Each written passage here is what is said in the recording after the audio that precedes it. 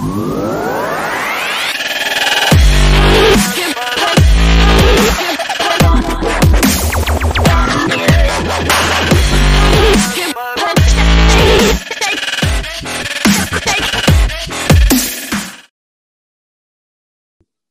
yang ketiga. Ya. Kemudian yang keempat tentang pembinaan usaha.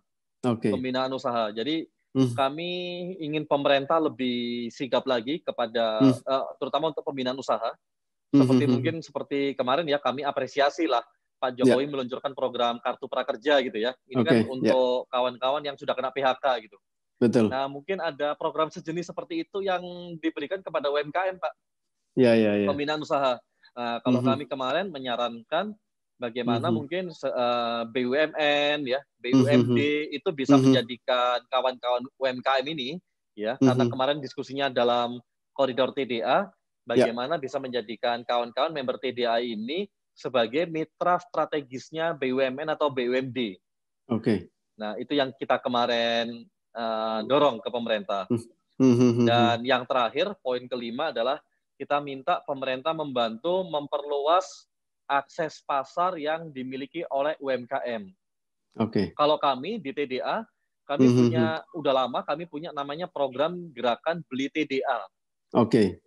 Jadi Beli TDA ini memperjualbelikan, membeli barang-barang, mengutamakan barang-barang yang diproduksi oleh member kita sendiri dulu. Oke.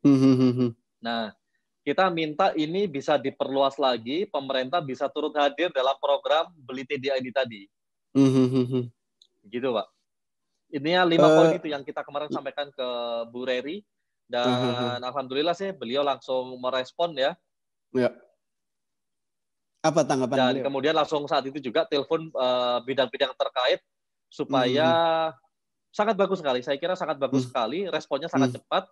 Bahkan saat kita audiensi seperti ini, Bu Deli langsung telepon beberapa kepala bidang terkait ya di bidang UMKM dan langsung menyampaikan ini. Dan sekarang kita sedang menunggu audiensi berikutnya dengan beberapa bidang yang kemarin sudah di-link-kan oleh Bu Reri. Dan Bu Reri sendiri juga secara pribadi mengawal terus apa yang kami perjuangkan dari TDA untuk kawan-kawan UMKM di Indonesia. Oke. Bidang terkait apa biasanya yang disampaikan? Apakah ke Kementerian Koperasi dan UKM gitu ya? Atau ke bidang tertentu? Kementerian Koperasi dan UKM itu pasti, Pak. Itu sudah pasti kemarin ya, Kementerian UKM, kemudian ke kawan-kawan Badan BPOM. Badan BPOM juga langsung ditembusin ya. Kita sama-sama bagaimana memecahkan masalah ini. Dalam artian sekarang produk-produk, kalau produk-produk frozen food yang harus ada BPOM ini kan pengurusannya lama dan mahal, Pak. Betul. Ya. Apalagi sampai kalau seperti itu kan hanya bisa dikuasai oleh perusahaan-perusahaan besar saja. Betul. Apalagi kalau sampai 2 bulan ya pengurusannya. Wah, udah nggak bisa ya. Nggak Selama bisa. 2 bulan itu pun juga itu berat sekali lah, berat sekali. Jadi karena sekarang ini teman-teman UMKM kan bukan hanya masalah dia beralih menuju frozen aja gitu ya. Betul. Tapi betul. Domino efeknya besar, Pak. Masalah kita gimana caranya mempertahankan perusahaan supaya sampai tidak mem-PHK karyawan dan macam-macam ya. Nah, itulah yang kita perjuangkan. Oke, Pak Doni. Kalau tadi kan sektor UMKM ini kan banyak yang melakukan pivot dan masuk ke pemasaran online karena kita masih di tahap work from home gitu ya. Semua orang stay at home dan di rumah aja. TDA melakukan partnering nggak sih dengan para pelaku marketplace di Indonesia supaya paling tidak gerakan ini Beli TDA ketika join dengan para pelaku marketplace di Indonesia, saya kira ini akan bisa lebih cepat ya perkembangan dan juga penjualan gitu ya. Sudah sejauh mana kira-kira kalau secara program? Pak. Kalau dengan marketplace sih sebenarnya ya nggak semua member menjual produknya di marketplace ya. Oke. Nggak semuanya ke sana, Pak. Tapi kita sudah melakukan diskusi-diskusi lah dengan kawan-kawan marketplace.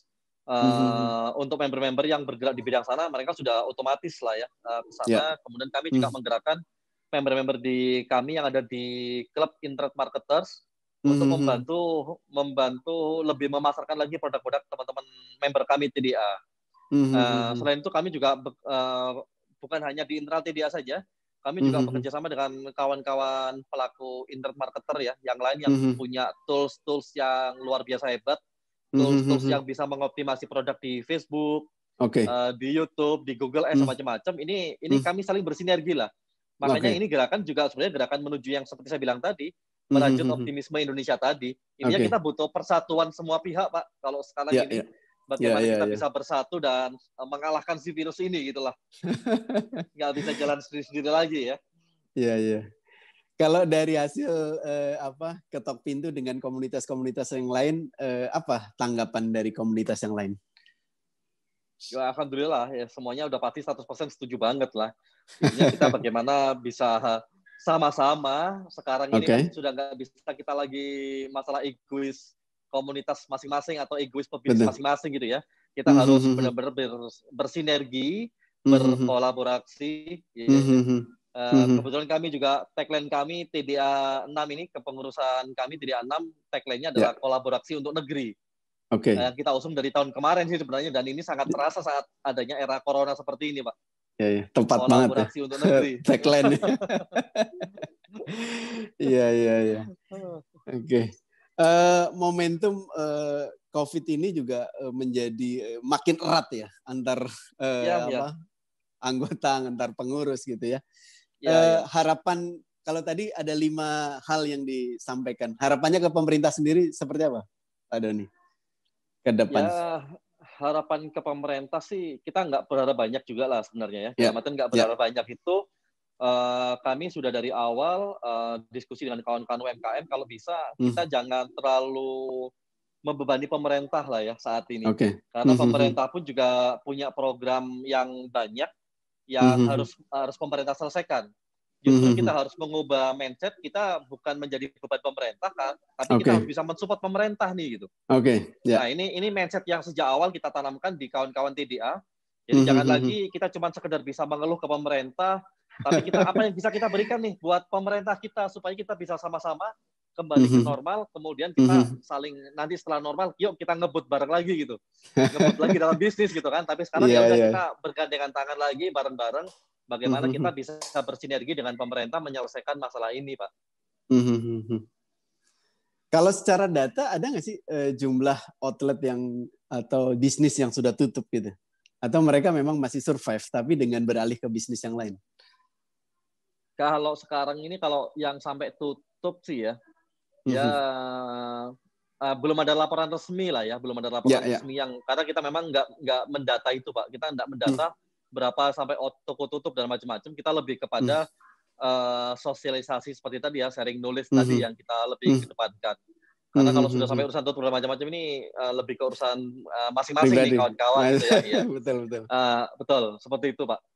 Jadi kalau secara data nggak ada, tapi kalau secara dari diskusi internal sih, ya kalau secara PHK aja sudah sangat banyak sekali dari member kami sendiri. Pak Doni, sebagai pelaku bisnis gitu ya, Malang Strudel gitu ya.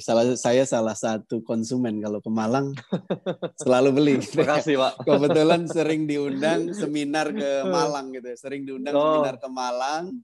Kalau pulang ditanya oleh-oleh gitu kan. Pasti mampir gitu. Mampir ke Malang Strudel gitu ya.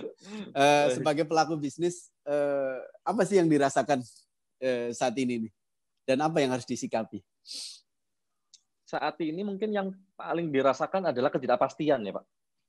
Ketidakpastian. Jadi ketidakpastian itu dalam artian ya kita menghadapi sebuah era yang kita ternyata memang harus benar-benar agile, harus benar-benar cepat beradaptasi gitu ya. Kita bayangkan aja mungkin dari 30-40 tahun terakhir gitu ya. Industri bisnis pariwisata itu nggak pernah, Pak, tiap tahun tuh yang turun gitu. Tiap tahun pasti akan growth terus. Dan nggak pernah kita mengira industri pariwisata itu benar-benar revenue bisa seperti sekarang gitu, jeblok banget gitu ya, tiba-tiba 90% hilang. Itu kan nggak pernah ada dalam sejarah Indonesia gitu kan.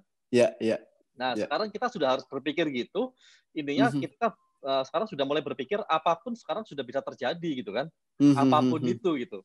Sehingga kita ya harus sebagai organisasi, sebagai pribadi, kita harus segera agile, harus cepat beradaptasi. Adaptasi ini bukan hanya sekedar teori-teori yang diperdengarkan oleh para teman-teman motivator gitu ya, tapi ini benar-benar sudah kita lalui sendiri dan kita harus banyak belajar dari sekarang gitu. Betul. Itu tadi Pak, masalah ketidakpastian. Kita sangat-sangat belajar masalah ketidakpastian ini gitu di era corona ini.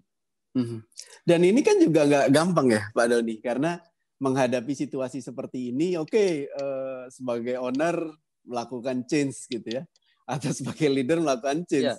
Apakah tim kita ikut change gitu?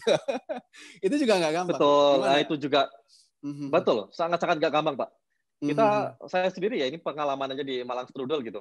Kami dari awal itu kan kebanyakan karena kami anak muda gitu kan, yang kita memang pilih, makanya mungkin secara branding, secara model bisnis Malang Strudel beda ya dengan teman-teman pelaku oleh-oleh yang lain gitu. Karena kami memang langsung benar-benar ngedisrupt waktu itu, dengan pola-pola milenial gitu. Karyawan kami pun juga kawan-kawan yang milenial gitu ya. Tapi saat kejadian seperti ini, kita merubah yang sudah larinya, saya kira sudah cepat dan gesit, gitu. Tapi begitu kena pandemi seperti ini, kami dipaksa lari yang lebih gesit lagi daripada era sebelumnya gitu. Dan itu pun kami mengalami, saya kira sebagai pemimpin bisnis gitu, merasa hal yang agak-agak kikuk juga loh.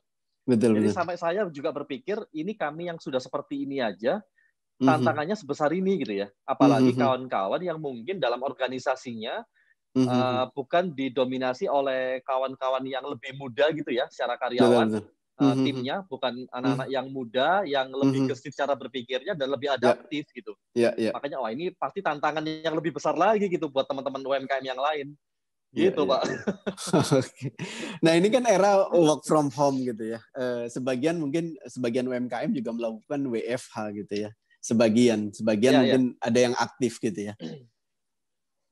Cara kontrol pada saat work from home ini nggak tahu seperti apa, best sharing dari kawan-kawan TDA sendiri. Saya kira ini sangat bermanfaat gitu ya. Karena kemarin ya memang kalau WFH kan nggak semuanya bisa ya. Ya. Nggak semuanya bisa, dan saya kira ini tantangan yang sangat besar Pak, terutama buat kawan-kawan UMKM yang memang dari awal belum melek teknologi ya. Belum melek teknologi gitu. Apalagi biasanya di kawan-kawan UMKM ini yang paling susah saat ownernya mungkin usianya sudah 45 tahun ke atas. Ini kan juga nggak terlalu melek teknologi. Kemudian karyawannya pun juga demikian Pak, ya kan? Karena kawan-kawan UMKM kan kebanyakan yang mohon maaf di bawah gitu kan, secara teknologi juga nggak terlalu paham juga gitu ya. Nah ini tantangan tersendiri sih buat WFH, sehingga saya kira di kawan-kawan UMKM nggak banyak yang bisa melakukan WFH ini tadi. Gitu ya. Ya. Nah, bahkan kalau berdasarkan data kemarin kita ngobrol sama Bu Amalia Maulana gitu ya, 14% ya easy going saja para pekerja ini gitu ya, para karyawan. Menanggapi seperti itu, seperti apa kira-kira? Apakah ada semacam kiat tertentu atau bikin key performance indicator supaya mereka tetap perform gitu? Ini kan agak-agak susah ya. Susah Pak. Ini kalau dalam artian naik pesawat itu kan kita nggak oleng dulu, tiba-tiba pelan jatuh gitu kan, nggak tiba-tiba datang, tiba-tiba jelok gitu aja, tiba-tiba langsung drop aja. Itu kan, wah kalau kita naik pesawat itu kayak dashboard pesawatnya itu sudah pada bunyi semua gitu ya, bingung gitu kan. Tangting di mana-mana, kita sebagai pemilik bisnis juga bingung gitu. Wah ini ngadepin WFH, ini ngadepin masalah keselamatan karyawan, ngadepin lagi omset yang tiba-tiba jatuh, ini indikatornya pada merah semua gitu, dan kita nggak tahu prioritasnya yang mana dulu gitu kan. Itu kejadian realnya sih seperti itu Pak. Jadi memang nggak mudah banget ya. Ini kalau pengalaman kami aja di Malang Strudel gitu ya. Kalau kami, saya sendiri selain di Malang Strudel kan juga punya bisnis-bisnis yang lain di industri yang lain Pak. Jadi saya ini memang basicnya kan di IT sebelumnya ya. Sehingga saya membawa Malang Strudel ini mindset startup IT sebenarnya dari awal sampai sekarang gitu. Sehingga yang kita lakukan sih nggak terlalu ekstrim gitu, karena sudah tiap hari kami ya cara kerjanya seperti ini. Cara kerjanya banyak menggunakan teknologi, cara kerjanya banyak menggunakan Zoom gitu ya. Meeting sudah sering online. Jadi kalau di kami Malang Strudel sih nggak terlalu pengaruh signifikan sebenarnya masalah WFH sama di kantor. Sebenarnya itu. Cuma karena yang sangat berpengaruh ini kan karena industrinya industri pariwisata, yang tiba-tiba wisatawan tuh benar-benar nggak ada sama sekali di Malang gitu kan. Tiba-tiba omset jatuh banget. Nah ini yang sebenarnya jadi problem utama. Nah kalau kami di Malang Strudel, yang kami lakukan Pak ya, sharing aja. Dari awal adanya corona itu 1 minggu awal kami langsung membuat namanya BCP, Business Continuity Plan. Jadi kami langsung bikin BCP yang kami bagi dalam beberapa tahapan-tahapan waktu itu. Jadi tahapan pertama kami membuat, saat corona sudah masuk Indonesia, tapi belum masuk Malang nih, apa yang harus kami lakukan gitu ya. Kemudian tahap keduanya, kami membuat lagi, saat corona ini sudah mulai masuk di Malang nih, ada ODP, PDP sudah ada di Malang, tapi belum ada korban meninggal gitu. Nah ini kami harus bikin implementasinya di tahap kedua tadi, sudah mulai membagi karyawan Pak kami, membagi karyawan masuk. Jadi bagaimana caranya karyawan itu terbagi dalam beberapa kelompok. Nah ini kami sudah pikirkan dari awal. Contohnya yang kami takutkan tuh misalkan gini, misalkan aja ya, nauzubillah min dzalik, tiba-tiba ternyata bagian purchasing kita atau bagian merchandise kita ada yang terkena corona, sampai dia kemudian ditarik pemerintah dan diisolasi 14 hari di rumah sakit. Wah, jangan sampai adanya 1 orang ini diisolasi, perusahaan nggak bisa jalan kan? Nah, ini kan repot gitu kan? Nah, makanya kita bikin tadi itu. Jadi karyawan pun juga kita bagi-bagi dalam beberapa kelompok besar. Yang antar kelompok itu jangan sampai pernah bertemu dalam bekerja. Kelompok A, kamu kerja di hari Senin, Rabu, Jumat. Kelompok B, Selasa, Kamis, Sabtu. Nah, sehingga kita aman.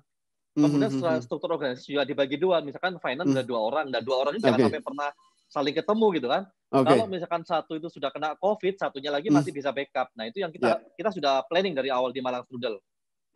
Itu tahap keduanya.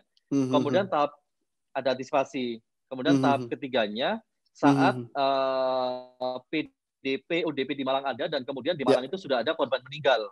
Bahkan mungkin di Malang sudah ada PSBB gitu ya. PSBB.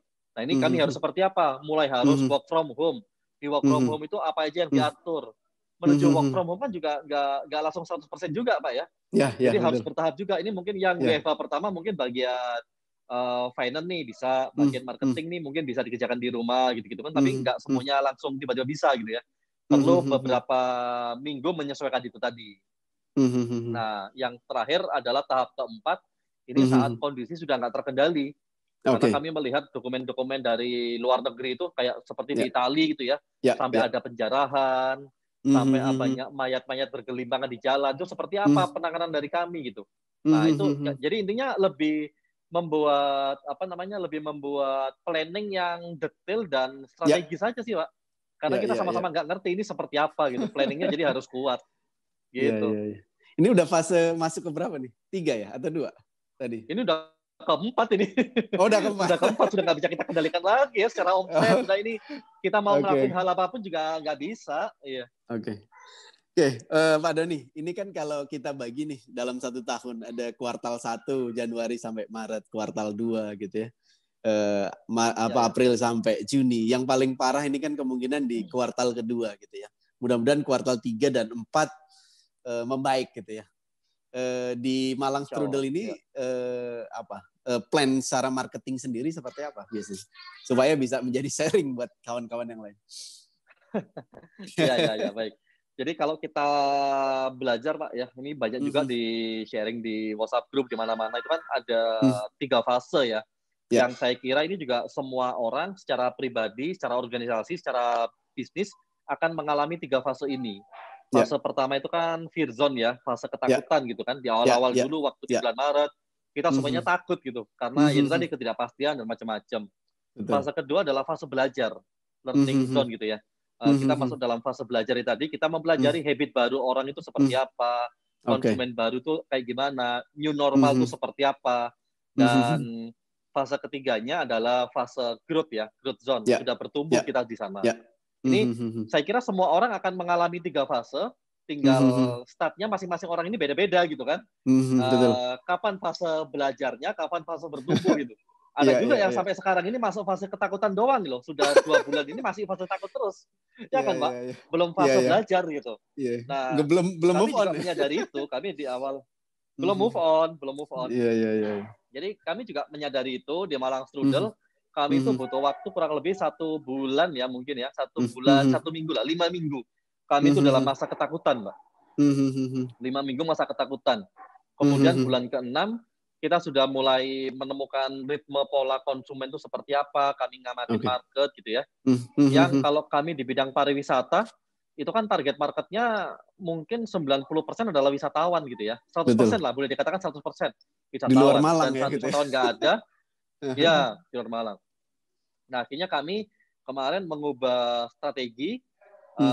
Salah satu store kami yang ada di tengah kota, di Jalan Soekarno-Hatta Malang, kami rubah menjadi seperti model bisnis minimarket. Yang kami akhirnya di sana menjual kebutuhan masyarakat sehari-hari seperti frozen food, kemudian camilan gitu ya, sayur, sayur segar, buah, ikan. Jadi kami langsung beralih ke sana dan ini masih hari ke belum 2 minggu Pak ini. Kami juga masih belajar di sana belum 2 minggu. Bagaimana kami mencoba meraih market baru gitu ya. Jadi kita masih trial juga di Malang Strudel, cuman kalau secara analisa kemarin, secara grafik sih sangat bagus lah. Pertumbuhannya sudah di luar ekspektasi kita. Naiknya, growth-nya tiap hari itu bagus banget. Langkah tapi yang sekali tepat. lagi juga masih dalam tahap belajar ya. Karena kalau di era pandemi ini memang orang kan kembali ke need dasar ya, ke basic need. Jadi memang kalau kita lihat perhatikan kan minimarket, supermarket gitu ya, selalu ramai gitu kan. Bahkan lebih dari biasanya kalau di Jakarta saya belanja di Ion Supermarket, mallnya tutup, supermarketnya buka. Iya.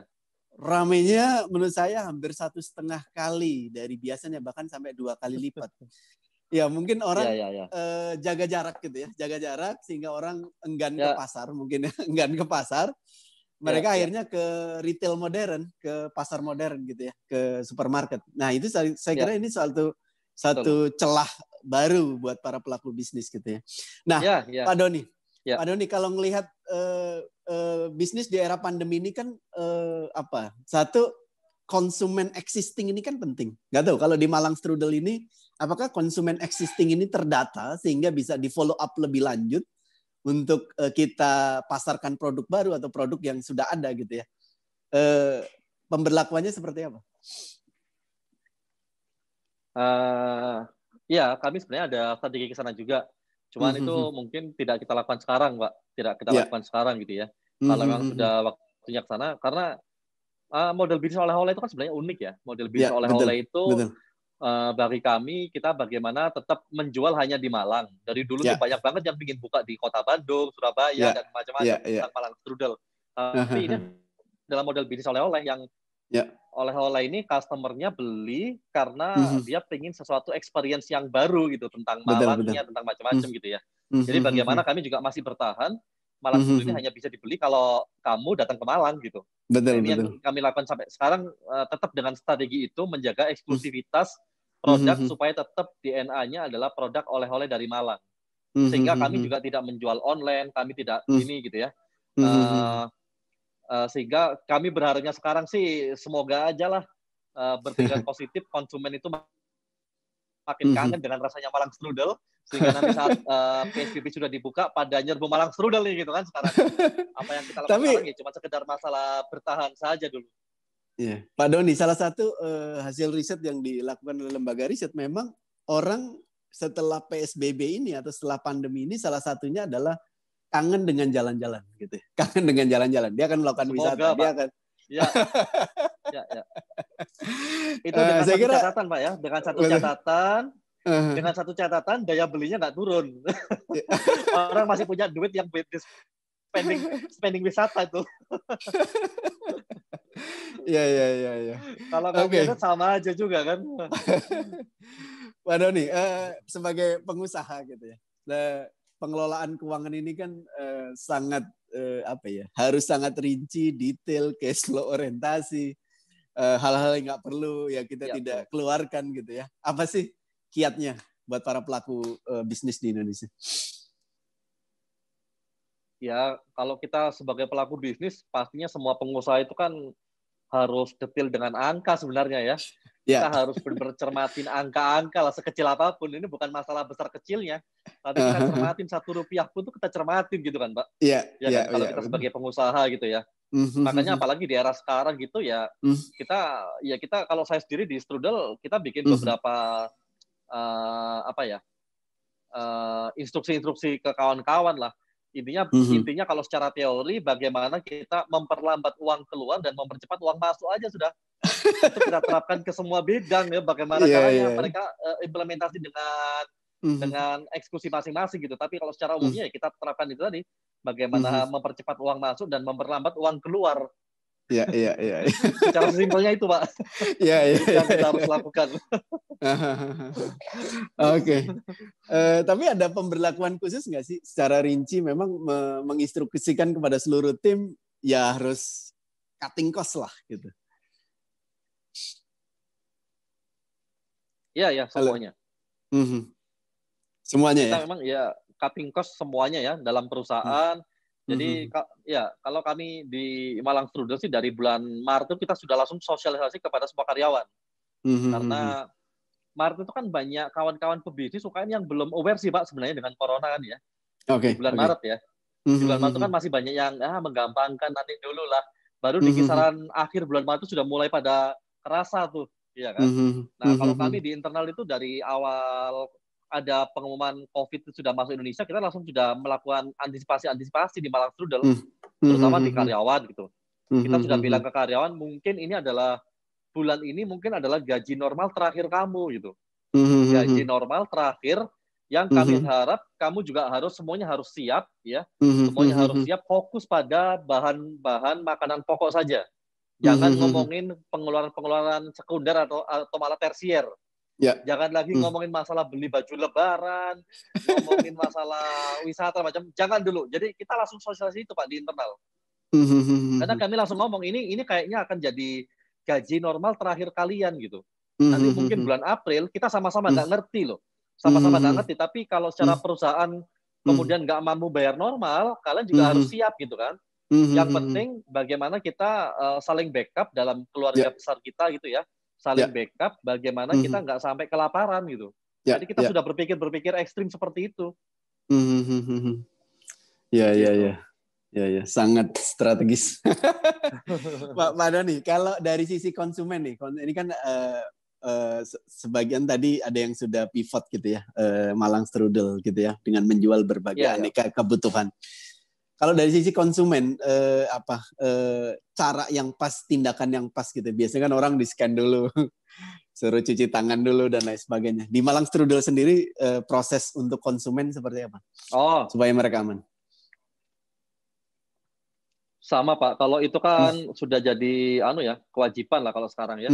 Di bagian depan ada tempat cuci tangan dan hand sanitizer gitu. Ada security kita yang menjaga di sana.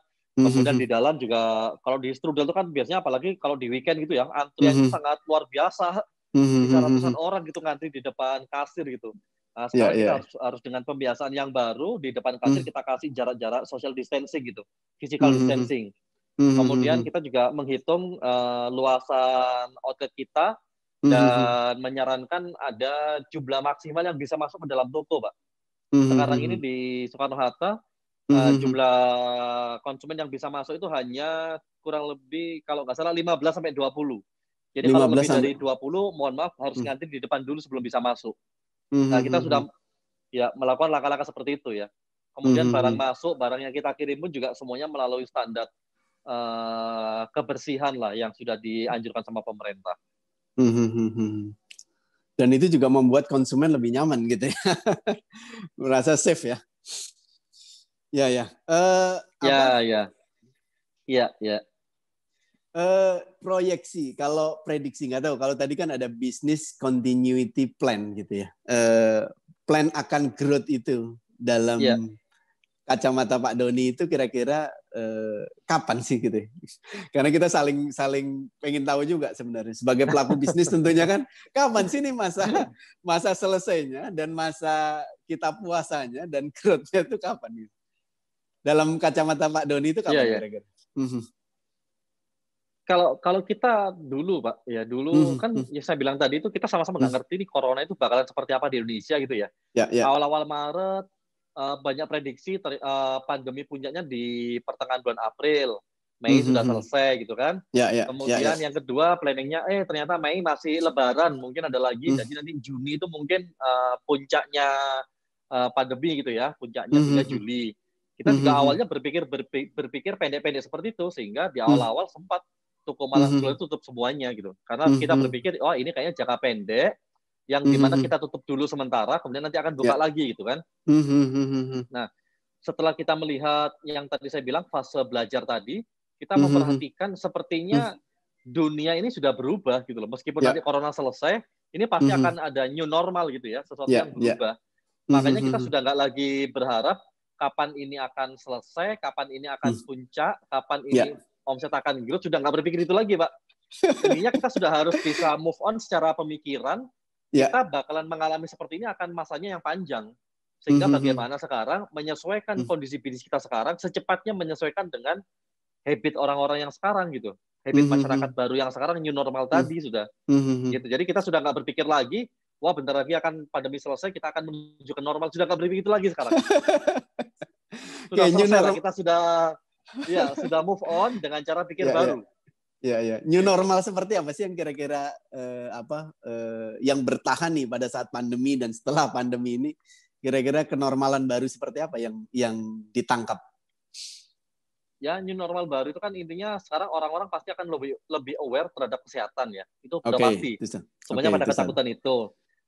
Dari masalah aware kesehatan tadi itu pasti turunannya ya masalah makanan yang harus higienis gitu-gitu kan. Nanti mungkin kami kira sih mungkin di teman-teman kuliner yang mungkin dapurnya kurang higienis ini pasti akan bakalan banyak ditinggalin sama konsumen nih. Karena mereka ketakutan gitu kan. Wah, ini jangan-jangan membawa virus nih. Masalah higienis tadi gitu kan. Itu berdampak besar ya buat para pelaku bisnis. Sangat berdampak besar. Kemudian masalah tadi physical distancing gitu ya di dalam area outlet itu seperti apa penjagaan itu kan lebih ini pasti akan berjalan akan lama sekali Pak. Kalau kami kira sih lebih dari satu tahun ya mungkin seperti ini. Orang masih menjalankan itu ya physical distancing. Iya betul masih menjalankan itu. Kemudian juga orang nggak akan cepat seperti dulu menuju mengajak keluarga makan di restoran gitu ya, dine-in, rame-rame ini udah pasti nggak bakalan cepet gitu loh, sehingga orang-orang pasti akan lebih nyaman saat dia makan yang dimasak oleh orang yang dia percaya gitu, istrinya, ibunya, keluarga di sana atau pembantunya. Jadi dia tahu masaknya seperti apa nih gitu. Itu lebih nyaman buat mereka gitu kan. Dan ini kan ini udah pasti mengganti pola bisnis sih. Dari yang dulunya jualan di resto akan jualan produk-produk frozen food atau makanan siap saji seperti ini. Itu contoh-contoh new normal Pak ya.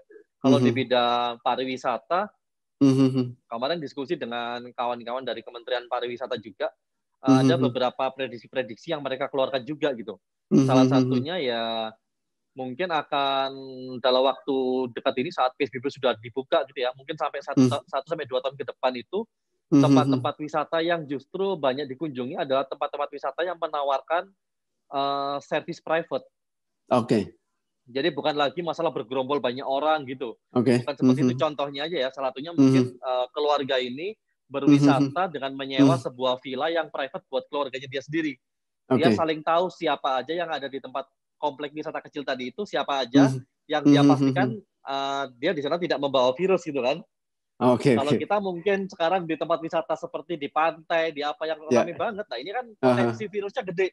Nah, sehingga semuanya pada berjaga-jaga. Itu contoh-contoh kecilnya, Pak. Nah, kira-kira kalau dari new normal tadi kan timbul suatu opportunity baru. Nah, opportunity apa yang akan muncul kira-kira? Nah, ini pasti banyak sekali. Seperti tadi itu ya, masalah restoran sudah harus mengalihkan produknya ke produk siap saji, atau produk frozen food gitu ya. Atau kemudian sudah layanan delivery ordernya juga harus lebih masif dibanding sebelumnya gitu kan. Nah ini kan juga salah satu ini juga ya. Banyak sekali sih Pak sebenarnya. Intinya kita menyesuaikan aja dengan habitnya masyarakat yang baru gitu. Habit market yang baru itu yang kita sesuaikan aja sebenarnya. Dan data-data itu harus betul-betul dilihat ya. Behavior konsumen yang berubah. Datanya harus dilihat dan kita ngamatin sendiri. Ya. Mas Doni, biasanya era pandemi ini kan kadang strategi itu kan suka berubah gitu ya. Dalam waktu pendek kadang. Betul. Ketika kita launch satu program tertentu, belum tentu direspon positif gitu ya. Nah, menyikapinya itu harusnya seperti apa sih kira-kira? Ya, kalau balik lagi ya, ini masalah ketidakpastian yang sangat-sangat tidak pasti gitu. Kalau dari 2-3 tahun kemarin kan ada istilah VUCA tuh ya. VUCA itu yang katanya nggak pasti banget. Ini jauh lebih nggak pasti lagi gitu. Ini kayaknya udah super VUCA gitu kan kalau sekarang. Iya. Kita dengan adanya VUCA kemarin aja udah banyak yang kelabakan gitu kan Pak ya. Apalagi dengan super VUCA gitu yang seperti sekarang ini. Tapi ya bagaimana, kalau menurut kami intinya bagaimana kita membangun organisasi, membangun tim kita agile aja sebenarnya. Lebih cepat mereka agile, lebih cepat mereka beradaptasi dengan lingkungan yang baru. Nah itu tantangannya justru ada di sana sebenarnya. Kalau masalah opportunity di luaran tuh saya kira sama aja ya. Antara ekonomi yang lagi resesi atau ekonomi lagi naik, saling pasti ada potensi lah di sana. Justru sekarang ini adalah tantangannya itu tadi, organisasi yang agile tadi seperti apa gitu, yang lebih adaptif, bukan hanya sekedar teori. Nah ini praktiknya luar biasa nih sekarang. Iya. Oke, ternyata kita sudah bicara 1 jam nih. Supaya nggak mengganggu aktivitas buka puasa nanti gitu ya. Pak Doni, pertanyaan terakhir. Ada tips apa nih buat para pelaku bisnis di Indonesia supaya mereka paling tidak tadi yang belum move on segera move on dan lain sebagainya? Silakan. Ya mungkin 2 aja Pak ya, dari sekian banyak gitu. Yang pertama masalah move on tadi lah ya, masalah move on. Kita jangan lagi berpikir ini akan menjadi musibah jangka pendek. Kita langsung aja sekarang mulai berpikir ini sudah akan panjang, dan kita dengan berpikir seperti itu kita tidak lagi berharap wah ini akan normal secepat mungkin sehingga bisa menjalankan strategi-strategi saat keadaan normal kemarin. Nah ini sudah langsung lupakan saja lah. Kita langsung masuk pada strategi move on, strategi langsung menyesuaikan dengan kondisi yang baru sekarang. Karena ini kan bakalan lama gitu. Jadi siapkan aja strategi, nggak usah lagi berpikiran kita bisa jalan dengan strategi yang masa lalu nih, tinggalin saja lah strategi masa lalu. Itu yang pertama Pak. Kemudian yang kedua, tetap saja ya seperti yang kita usung di TDA tadi. Kita harus bersatu nih kawan-kawan pengusaha, kawan-kawan UKM, pengusaha kecil, pengusaha menengah, pengusaha besar. Nggak usah lagi lah kita terlalu berharap banyak dengan pemerintah. Justru sekarang ini mungkin saatnya kita bagaimana berpikir membantu pemerintah menyelesaikan ini. Kita berpikir membantu pemerintah menyelesaikan ini dan kemudian mengambil peluang saat terjadinya corona ini Pak. Kalau kita ngomongin masalah nasional gitu ya, masalah jiwa nasional kita gitu ya. Satu contoh peluang yang harus kita ambil. Ini sekarang Cina sedang start engine gitu ya. Dia baru start engine dari dia lagi off karena corona. Sekarang ini sedang melakukan pemanasan di semua sektor industrinya dia. Ya kan, baru start engine istilah kita.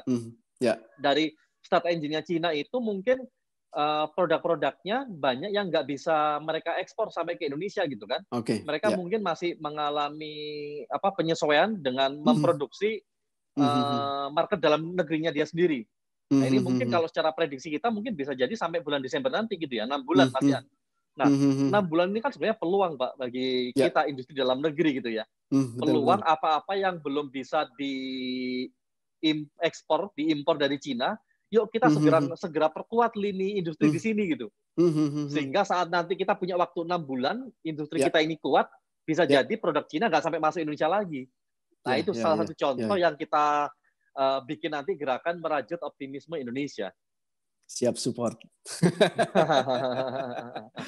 Oke, terima kasih Pak Doni. Saya kira baik, terima kasih. Gerakan merajut Indonesianya saya kira ini menjadi gerakan bersama yang harus kita gaungkan bareng dan kita kerjakan bersama-sama. Terima kasih sudah meluangkan waktu di Info Brand Talk sore hari ini. Sukses buat Malang Strudel, sukses buat kawan-kawan TDA. Oke, makasih. Amin. Terima kasih. Selamat sore Pak. Assalamualaikum. Sahabat brand, jangan lupa subscribe, like, komen, dan share ya.